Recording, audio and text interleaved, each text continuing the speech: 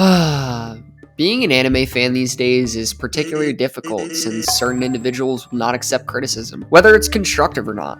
When toxic fandoms are ready with their computers to start an argument over the smallest of disputes, it is borderline tough to make one's case. This is definitely a minute problem in the grand scheme of things, but I recently found myself suffering from it. I'll be interested in a new show or manga such as Demon Slayer, Jujutsu Kaisen, Boruto, but as you dig deeper into it, you'll find that the anime community is downright awful. Associating bullshit like this with the media puts us in a mindset that makes us more receptive to the negative aspects of the content. And in time, the list of criticism outweighs the positives, so we actively reject it. These encounters with toxic groups might leave an anime newcomer feeling genuinely repelled by the concept. These fandoms will do whatever it takes to boost their self-worth by fostering an unhealthy environment for others, whether it's comparing Goku to every other anime character or trying to establish who in an anime is more cultured than others. Although I don't have a favorite series, as there are a plethora of animes I've watched and enjoyed, there are two subcategories of people who irritate me. On side A, people who watch only the most popular shows and act as it's unquestionably true that their favorite show, typically a popular shonen, is the best show ever made. They act as though you're crazy and become angry with you if you don't like that show as much as they do. And on side B, basically the opposite of group A, these individuals think you're foolish since you appreciate reasonably popular television shows and haven't seen the strange, antique programs they prefer, essentially the elitists. For example, in accordance with side A, Dragon Ball is a breathtaking franchise that has entertained us since childhood. The manga of today's generation look to Akira Toriyama's masterpiece for inspiration because they deeply revere it. Dragon Ball has elevated the status of manga and anime outside farther than Japan. Some Dragon Ball fans take great delight in comparing strong characters from other anime to Goku. On Twitter, these toxic fans undermine the fun elements of anime and everything it has to offer. They randomly mention Goku's Super Saiyan or Ultra Instinct form, completely oblivious to the actual negative traits of their favorite characters, and completely ignoring any good reason. On the contrary, with the B side, things get a little bit more sticky. Hardcore fans tend to be the people who over-exacerbate their hobby. They tend to feel that because they binge and watch countless shows that no one has heard about, they are automatically superior to other more casual fans. The biggest trope that comes from this group seems to be the discussion over watching anime subbed or dubbed. If you don't know, in terms of anime, a sub is an anime series that is shown with its original Japanese voice acting with subtitles along the bottom of the screen in another language,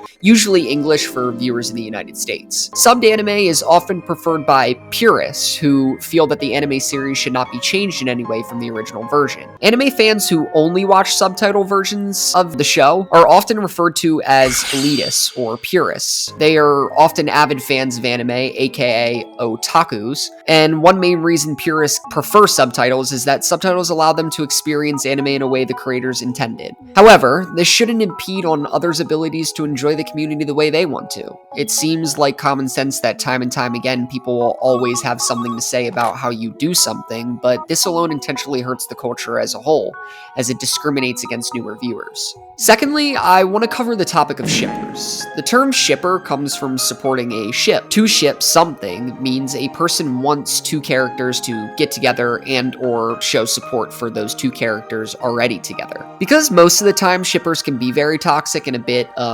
edgy with their ships, and opinions tend to cause drama. Much of the toxicity that exists within the fandom can be related to shipping. Shipping is supposed to be a harmless and fun pastime, but some people have gone a bit too far, and unfortunately these people can say a lot about it. That's why shipping and that group of people have such a bad reputation. While this subgroup as a whole can be easily avoided, it should come as no surprise why this massively contributes to the toxicity issue. Yes, these individuals might not be intentionally trying to cause drama, however, it does add an exceptionally large target for criticism within the fanbase to take aim and fire upon. Of course, people are always going to hate what they disagree with and ultimately rock the boat, but shippers tend to leave themselves open for critique. Lastly, the worst of them all, the people who worship waifus. The term waifu is a word that is used prevalent in manga, cartoon, and even some video game series. The origin of the word comes from katakana, meaning wife in Japanese. However, Japanese speakers will never even use that word. The real word for wife is suma. Waifu is used to refer to a fictional girl or woman, usually in anime, manga, or video games that you have a sexual attraction to and you would even marry. The problem with this is best highlighted in all of society. As toxic masculinity reigns, more and more men turn to fictional things to live out their dreams and fantasies. Why, you may ask? Well, the answer's a little bit more clear than you think. Most men in today's world tend to have trouble with social interaction already due to the increasingly growing realm of social media.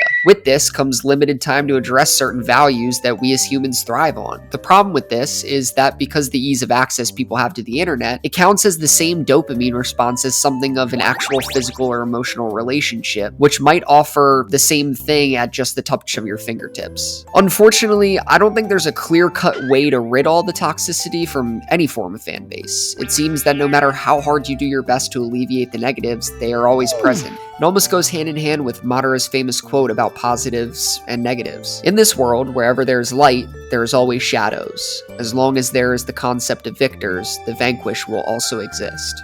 Inherently, the tale of toxicity within the anime community is perfectly summed up in the man covered in shit argument, which is excellently described by Gabriel Morton. You could make the greatest argument in the world, filled with convincing points, a personal anecdote with some wit and humor thrown in, but if a man covered in shit came by, pointed at you, and said, "I agree with his argument," it makes your argument look worse, though it's no fault of your own. I feel like in this sense, the person with the great argument would be the media, and the man covered in shit would be the toxic fans that infest that. The media itself didn't do anything wrong, but solely by association, the fans make the media itself look bad. This is why I try to stick around discussions in media that I intend to enjoy. I'm not particularly fond of manga and power scaling and other stuff, and for the most part, the jokes that are formed from the fandom are pretty terrible. But discussions about things I enjoy are fun to have. With that, I hope you enjoyed today's video, and make sure to leave a like if you want to see some more content like this. If you have any of your own opinions, make sure to leave a comment. And if you like what you see here on the channel, make sure to hit that subscribe button, as there's going to be new videos each week. Peace out, and see you in the next video.